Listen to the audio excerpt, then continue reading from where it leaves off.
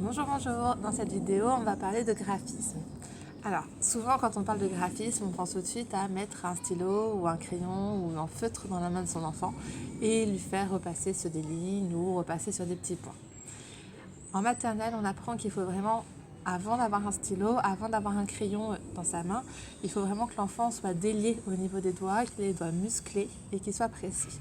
Donc autant vous dire que ça ne sera pas en petite section. À la rigueur, on mettra un pinceau adapté, avec une morphologie assez ronde, ou on mettra aussi une craie qui soit assez large que l'enfant peut attraper comme ça en fait. On va éviter de tout de suite mettre un stylo et de demander d'avoir la petite pince avec le stylo bien positionné. Je vous déconseille aussi de le faire à la maison, puisqu'en fait, si votre enfant attrape mal son crayon, donc la plupart du temps, il va l'attraper comme ça tout de suite. S'il l'attrape mal, après, pour revenir sur la bonne manière d'attraper le stylo, on a beaucoup de mal. Et là, c'est la maîtresse de CP qui vous le dit. C'est très, très, très compliqué. Tout comme en graphisme, faire apprendre avec des gestes qui ne sont pas les bons entraîne des mauvaises écritures par la suite. Et par la même chose, pour rectifier ces mauvais gestes d'écriture, c'est très long et très compliqué. Donc voilà, donc on va commencer le graphisme très simplement en prenant un contenant. Donc par exemple pour mes élèves, j'ai donné cette petite barquette pour partir à la maison pour ce confinement.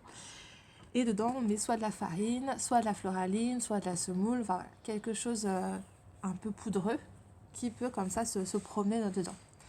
L'avantage de la farine, ça reste quand l'enfant passe son doigt, on a la marque derrière. Sauf que la barquette étant blanche et la farine blanche, tous les enfants ne voient pas bien le marquage.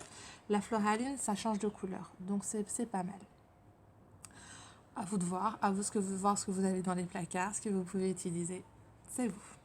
Donc, pour les lignes verticales, les deux critères de réussite, c'est commencer en haut et rapprocher la main vers soi. Donc, soit on est sur un plan vertical et on va descendre, soit on est sur un plan horizontal et on a le geste où on ramène vers soi.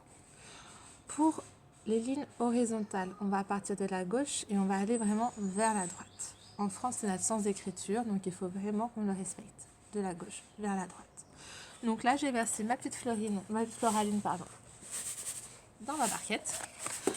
Je pars d'un côté, je vais de l'autre et je fais mes lignes horizontales. Pour effacer, je tapote de chaque côté et ça s'efface tout seul. Pareil pour les lignes verticales.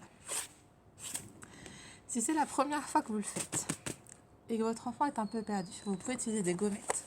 Par exemple, une gommette bleue ici, une gommette bleue en face. Et je sais que je dois faire le trajet de la gommette bleue à la gommette bleue.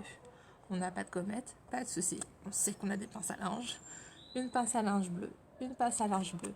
Et l'enfant va faire le trajet de la pince à linge bleue jusqu'à l'autre pince à linge bleue. À côté, on mettra 2 rouges pour faire le trajet entre les 2 rouges. Voilà, c'est plutôt simple, c'est ludique et distrayant. C'est parfait. Si c'est bien compris, on peut passer du coup à une trace écrite. Trace écrite, on peut prendre une feuille et sur la feuille, soit on pose de la pâte à modeler, on fait des boudins de pâte à modeler, on pose des boudins de pâte à modeler, on repasse avec son doigt. Soit on le fait à la peinture. Je vous mets la recette en dessous. Merci.